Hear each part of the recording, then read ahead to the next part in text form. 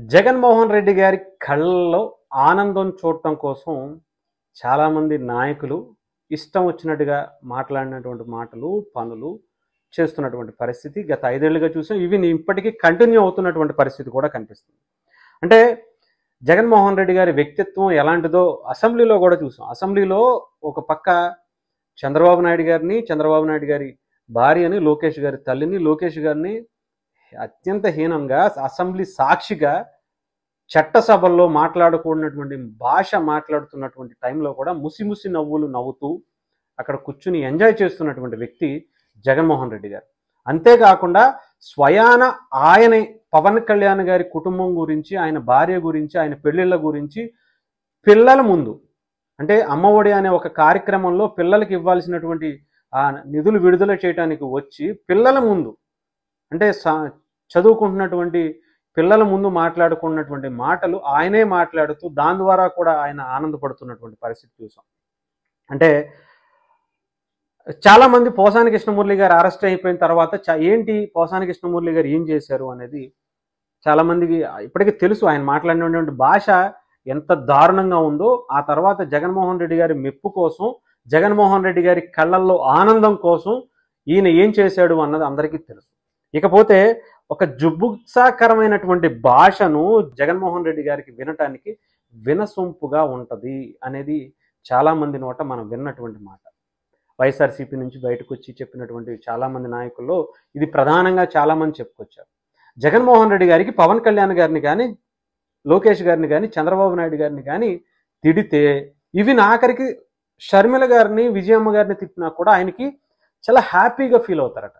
So అది ఆయన్ని పదే పదే చాలామంది నాయకులు వాళ్ళకి సంబంధించినటువంటి వ్యక్తులకి ఫోన్ చేసి ఆ వ్యక్తిని తిట్టండి, ఈ వ్యక్తిని తిట్టండి, ఇవి రోజా గారితో కూడా చంద్రబాబు నాయుడు గారు తిట్టండి అని చెప్పి ఒక పబ్లిక్ మీటింగ్లో ఒక వ్యక్తి పక్క నుంచి వచ్చి రోజా గారు మాట్లాడుతుంటే, అమ్మ మీరు చంద్రబాబు నాయుడు గారిని తిట్టమని చెప్పారు జగన్మోహన్ రెడ్డి గారు అని చెప్పినటువంటి వాయిస్ కూడా చాలా క్లారిటీతో సహా ఆ పబ్లిక్ మీటింగ్కి సంబంధించినటువంటి వాయిస్ కూడా బయటకు వచ్చి హల్చల్ చేస్తున్నటువంటి పరిస్థితి. అంటే జగన్మోహన్ రెడ్డి గారి యొక్క మెంటల్ స్టేటస్ ఏంటనేది ఆలోచించుకోవాలి. ఎంత దారుణమైనంటే జగన్మోహన్ రెడ్డి గారు ఎరవేసే ఒక చిన్న తాయిలాల కోసం, లేదా చిన్న తాయిలాలు అంటే చిన్న ఏం కాదులే, కొన్ని కోట్ల రూపాయల విలువ చేసేటువంటి తాయిలాల కోసం వీళ్ళు జగన్మోహన్ రెడ్డి గారిని ప్రసన్నం చేసుకోవడం కోసం, ఆయన్ని మెప్పు పొందడం కోసం, ఆయన కళ్ళల్లో ఆనందం చూడడం కోసం, ఆయన నవ్వుతున్నటువంటి ముసిముసి నవ్వుల కోసం చాలామంది ఇష్టం వచ్చినట్టు మాట్లాడటం అనేది సర్వసాధారణం అయిపోయింది వైఎస్ఆర్సీపీ పార్టీలో. ఈవెన్ మొన్న కూడా ఎవరో దువ్వాడ శ్రీనివాస్ అనే వ్యక్తి ఇంకా అదే తరహాలో మాట్లాడుతున్నటువంటి పరిస్థితి. గతంలో అంబటి రాంబాబు గారు, రోజా గారు ఎంపీ హోదాలో ఉండి ఆయన మాధవ్ గారు కావచ్చు, అనిల్ కుమార్ యాదవ్ గారు కావచ్చు, పెర్ని నాని గారు కావచ్చు, గుడివాడ అమర్నాథ్ గారు కావచ్చు, కొడాలి నాని గారు కావచ్చు, వల్లభనేని వంశీ గారు కావచ్చు, ఒకరని కాదు, వర రవీందర్ రెడ్డి అని చెప్పే ఒక వ్యక్తి కావచ్చు, వీళ్ళందరూ కూడా వైసీపీకి సంబంధించినటువంటి వ్యక్తులు ఇచ్చే డబ్బు కక్కుర్తి పడి, తాయిలాలకు ఆశలు పడి, ఎవరిని ఏమైనా సరే అనేస్తే, నాకు జగన్మోహన్ రెడ్డి అనే వ్యక్తి ఒక సీఎంఏ నాకు తోడున్నాడు, నాకు ఇంకేం కావాలి, రాష్ట్రానికి సంబంధించినటువంటి ఒక బలమైన నాయకుడే ఆయన నాకు తోడున్నాడు అనే ఒక గర్వంతో, ఇష్టం వచ్చినటువంటి అహంకారంతో, ఎవరిని ఏదైనా అనేయచ్చని ఒక ధైర్యంతో మాట్లాడినటువంటి మాటలకు ఇప్పుడు శిక్షలు పడుతున్నాయి. ముఖ్యంగా పోసాని కృష్ణమురళి, బోరిగడ్డ అనిల్ లాంటి వ్యక్తులు, సమాజంలో ఇలాంటి వ్యక్తులు ఉన్నారా, ఇలాంటి వ్యక్తుల మధ్య మనం కూడా తిరుగుతున్నామా అనుకునేంత అత్యంత హీనమైనటువంటి భాష వాళ్ళ చేష్టల ద్వారా మనకు కనిపించాయి. వర్రా రవీందర్ రెడ్డి కావచ్చు, శ్రీరెడ్డి కావచ్చు, ఇలాంటి వీళ్ళందరూ ఎంత దారుణంగా జగన్మోహన్ రెడ్డి గారు కొన్ని సంవత్సరాల పాటు ఈవెన్ స్టిల్ ఎప్పటికీ మేపుతున్నారని కూడా చాలామంది అంటున్నారు. అంటే వాళ్ళందరూ కూడా జగన్మోహన్ రెడ్డి గారు ఒక జాగిలాల్లా మేపుకుంటూ వచ్చారు.